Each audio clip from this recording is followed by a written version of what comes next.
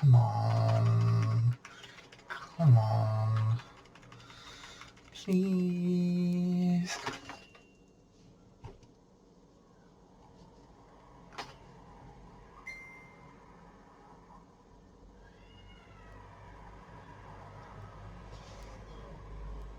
I got a ticket. I got a ticket.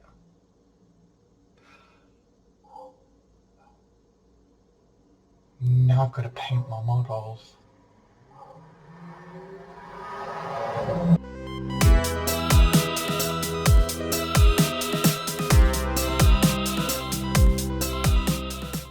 Welcome Twiglets, my name is Aimee aka Warpfiend and welcome to Bleeding Tree Gaming, where we have fresh hobby content for you every week. Yes, that's right, with 2 weeks to go until the Golden Demon UK competition, all of my time is taken up with painting my entries, so I thought I'd do a quick vid showing you just a bit of the work I've been doing.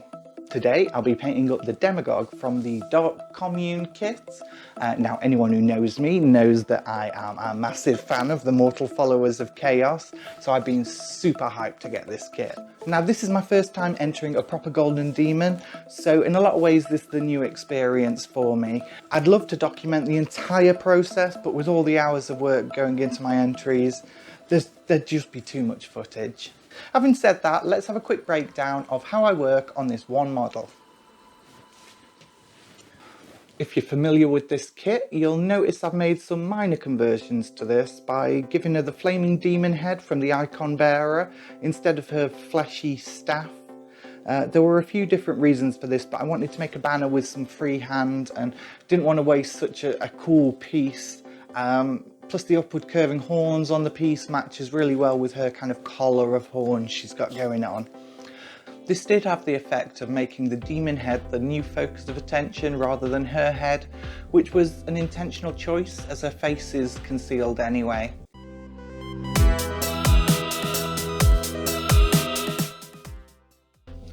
I started painting this model by focusing on just the demon head for now, as I really want to get this right and use it to set the lighting of everything around it. I want to get a nice desaturated blue-grey metallic texture down, so I started building up some colour transitions from abyssal blue to ice yellow. I start with the colour somewhere in the middle and start sketching in that light. Taking cues from the surface, I decide the light will be coming from the left hand side, and so we'll see it hitting the upper parts of the skull, stronger on the right hand side.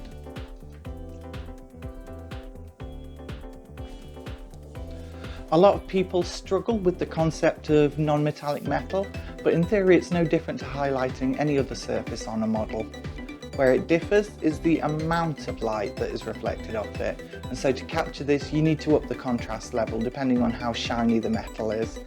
This metal in particular is going to be very shiny, so I want to build up some extreme gradients from dark to light.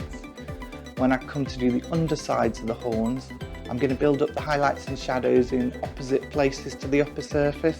There's always that nice sharp contrast between dark and light. Just make sure when doing this to always use a wet palette, keep your paint extremely thin and be sure to soak up the excess paint on your brush with some paper towel or you'll get some nasty watermarks. As this is a competition piece, I'm going to spend a lot of time just refining all these blends, using glazes to soften the transitions, changing the balance of highlights and shadows and making sure those edge highlights are extra crispy.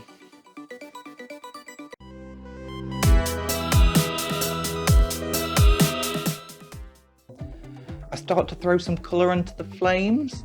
I choose to use the ice yellow I already have on my palette, along with Scale 75's peanut butter, Vallejo's dark vermilion and some Doomball brown.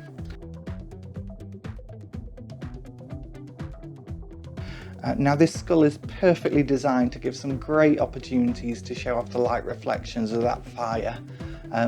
This highly reflective steel will pick up a lot of those deeper tones, so I'm going to start glazing in the dark vermilion and Doomball brown. Instantly you can see how much that adds to the depth of the piece. I'm going to largely focus it on the areas directly in the path of light from the flame, but some subtle patches on the outer lower faces will represent the hazy reflections of the other red-robed cultists in the piece.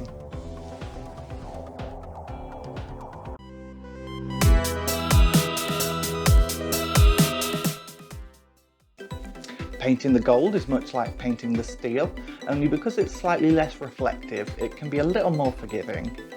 I start with Gobi Brown by scale 75, highlighting it up with the peanut butter and ice yellow, and then down to Doombull Brown and Basecoat Black Brown. I wanted two distinct types of gold on this model, a warm orange gold and a cooler antique gold look. This didn't require a radical change in paints, I just didn't use the Doombull Brown for the old gold and focused more on the Gobi Brown base tones.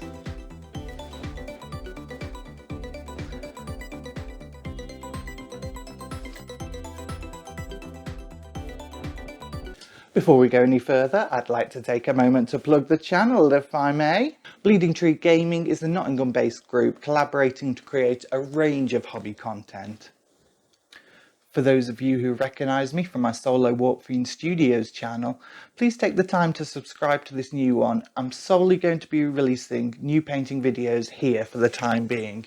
You can also check out our regular wargaming and hobbying podcast, The Treecast, both on this channel, and that's also available wherever podcasts can be found. See more in the description. Back to the video.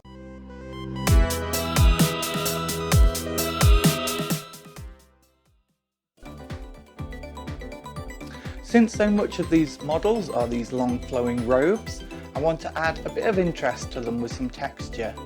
This is one of those things where brush control matters and you will get better at it the more you do it, so don't feel bad if your brush strokes aren't perfect at first. I start by working up some standard layer highlights, going in first with Doombull Brown, then with Dark Vermilion. Then I mix up a highlight colour with the Dark Vermilion and some Ice Yellow, and start layering fine little lines all over the highlighted areas. I try and keep them all in the same direction at first. The finer you can get your lines, the better. After I'm happy that the texture is everywhere I want it, I come back with pure Ice Yellow, and this time I layer lines in the opposite direction. Remember that you want slightly fewer of these lines, as like all highlights, you want to be applying less paint the higher you go. Once I'm done with these, I go back over some of the highlights in the original direction again, but with the lighter colour, just to reinforce them a bit.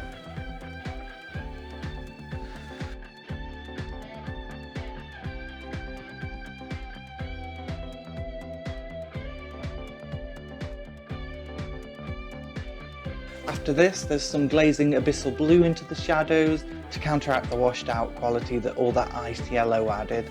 I'm going to glaze over those shadows with some Fleshed Terrors red and the brighter parts with a bit of scale 75 Intense red. Because this is the Golden Demon entry, this isn't going to be the only pass of texturing that I give these minis.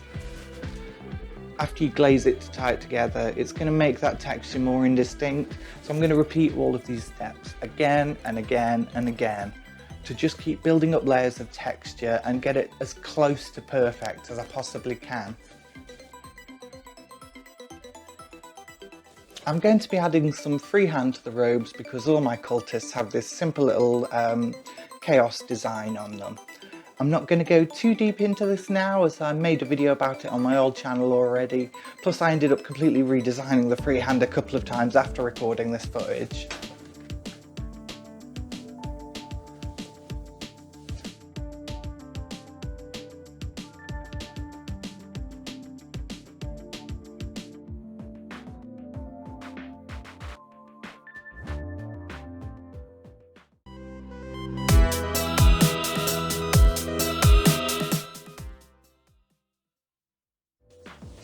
As I've mentioned already, refining is a big part of painting for Golden Demon. With 2 weeks to go until the contest when I'm recording this, I'll be dipping back to these models over and over to repaint and tweak. I usually refer to this process as pushing and pulling because you're just pushing the shadows down and pulling the highlights up to find the perfect balance. You know, I've heard other painters call it that, others call it futzing, but it's the same process of just refining and altering. The point is to just keep balancing the model until you get it perfect, because that is what it needs to be for Golden Demon at the end of the day. Whether I achieve that or not, who knows? This is my first time. Let's see what that model looks like.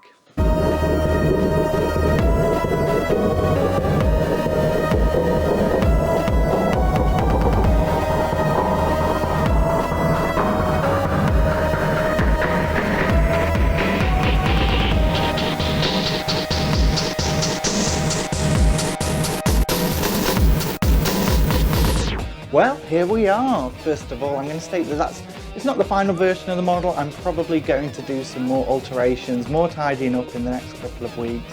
But this should give you a good idea of where I am at this stage and some of the techniques I've been using. I also do want to save some of the squad to be a surprise for on the day. Do I expect to win with this entry?